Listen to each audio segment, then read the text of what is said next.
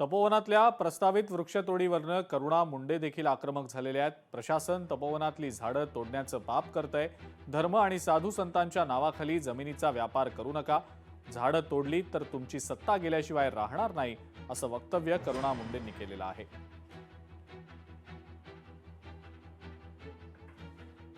आमचं हे म्हणणं आहे, ये हिंदूची गोष्ट किंवा कोणत्याही धर्मची गोष्ट नाहीये, ही निसर्गाची गोष्ट आहे। ज्याचा आज हे भाऊ विरोध करता, आम्ही विरोध करतो, महाराष्ट्राची जनता विरोध करते, याच्यामध्ये हिंदू मुस्लिम कुठे आहे? जे त्यांना ट्विट करावं लागलं कुठे आहे? हिंदूची गोष्टच नाहीये ना याच्यामध्ये।